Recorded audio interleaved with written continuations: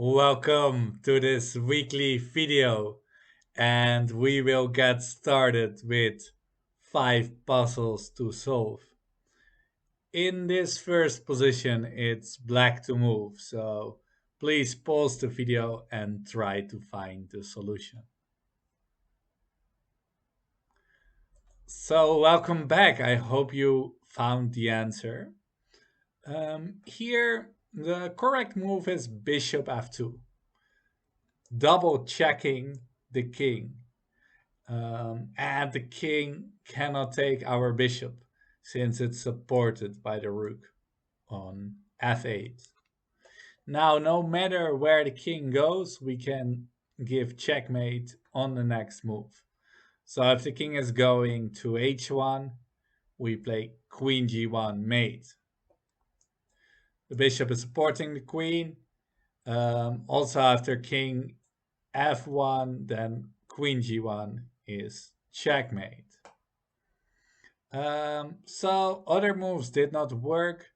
If we would capture this pawn on h2, the king would capture back. And now we are not allowed to bring the rook into the attack to attack the king because our rook is being pinned. And with the queen alone, we cannot give mate. So that's why bishop f2 is the move. So let's move on to the next puzzle. In this next position, we are playing with white to move. Please pause the video and try to find the solution. Welcome back. So when you look at this puzzle, you see that this knight is attacked twice and only defended once. Okay, so should we take with the rook or with the queen? Well, of course, we start looking at capturing with the queen because we give a check and this move is more forcing.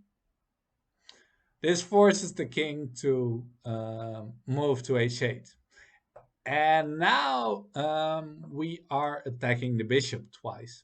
Well, it's only defended once. So should we take with the rook or the queen? This is an important question, and the correct answer is to take with the rook because this attacks the queen and it also threatens queen g7 mate, since the rook on d7 is looking in both directions. So once the queen moves, we will give mate.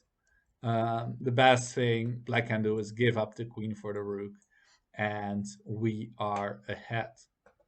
So what is very important is that here, if we would take with the queen, even though we won 2 pieces now, we are not ahead. So we were 2 pieces down at the start. Both sides have 2 rooks, a queen, and 5 pawns. So this wouldn't give us a winning position. So the answer is take with the queen on f7, take with the rook on d7, and win the game. So let's see a more difficult puzzle. In this position, it's white to move. Please pause the video and try to find the solution. Welcome back. I hope you managed to see everything in this puzzle. So the first thing we always look at is captures of the pieces which are most valuable. So we consider capturing the rook on d7. Okay, so when black captures back, we just capture the knight, and we've won a piece, right? So we're winning. Okay, but maybe black can try something else. So in this position, this rook on h3 is also hanging, and this one was attacking the knight. So maybe black can say, I don't want this rook on d7, but I want a rook on h3. And now we cannot capture this knight. This rook is under attack, and this pawn is very close to the other side. But don't we have a smart move here? Yeah, we do. We can play rook e7, attacking the e3 pawn, making sure it's not going to the other side.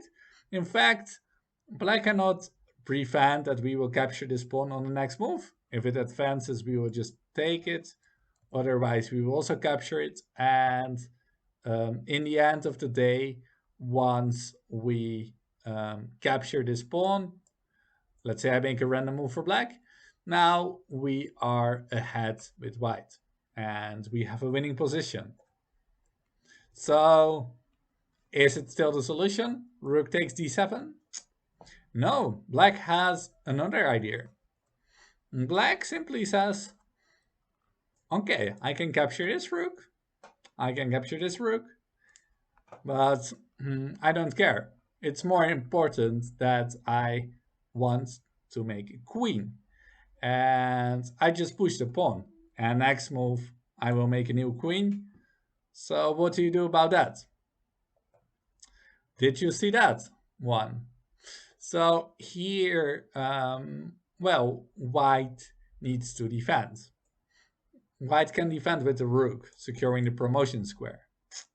But here, I can say, okay, but now I can still capture the other rook.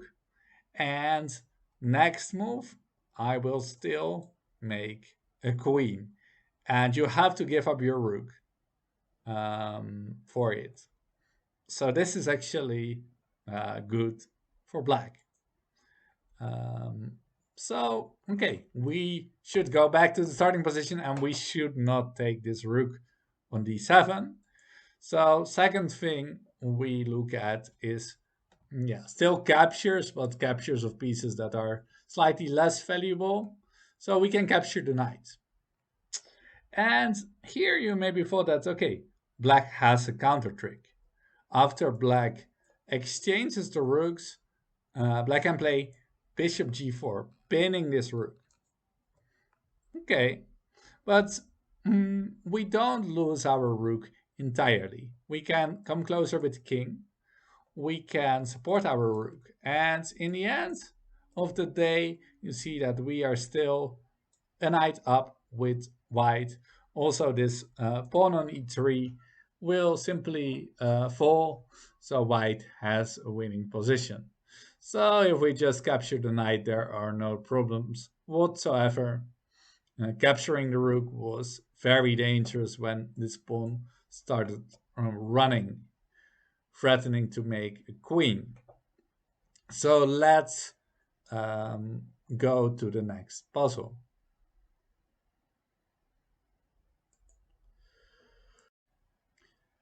In this puzzle, we're playing with white to move. Please pause the video and try to find the solution. Welcome back. As you probably noticed, black is about to make a queen. So in return, we should do the same thing. So we should play a king g7, supporting our pawn to promote. So black obviously just will promote to a queen. We will promote, and king e6 is the only move for black. So now black will just claim that, okay, I have this queen and 3 pawns against your queen and knight. You're not a head material. How are you going to win the game? So this is where we should play the most cunning move. Queen f6 check. And this forces black to go to d5. Because all the other squares are taken. And after king d5, our point is that we can play queen c6. Queen is defended. We are winning the queen in the corner. And slowly we will pick up all the black pawns and give mate.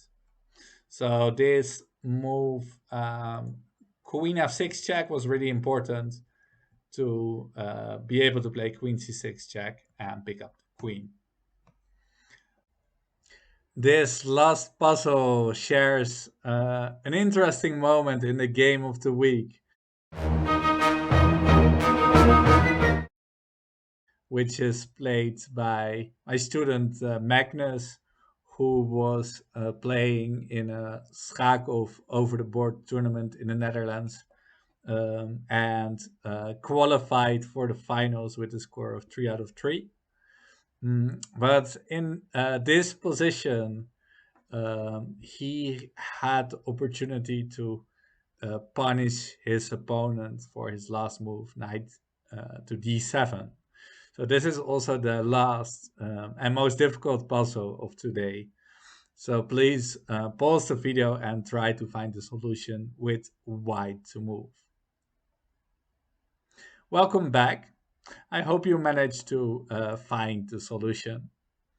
So the first thing we always look at is the captures. And as we see that so many of the black pieces are on the queen side of the board, this king feels a little bit lonely, and we love to attack it with bishop takes.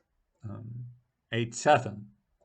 After king takes, the game is still complicated. There are two winning moves. So the first winning idea is knight takes f7. This has the idea that we attack this bishop twice. And the bishop cannot really escape conveniently, because once it captures the bishop on g3, we will just take back and open up monstrous attack with the rook. When the king goes forward, here we need to play one very smart move. Other moves also give white an advantage, but this one move is a knockout blow, knight h8. A beautiful move. You don't often see a knight in the corner of the board where it's so powerful. The idea is that we simply give a check. The king cannot go to this rank, so if the king sidesteps, we want to come with the queen, and next move we are about to play queen g5, checkmate. The king should run, but we are coming after the king anyway.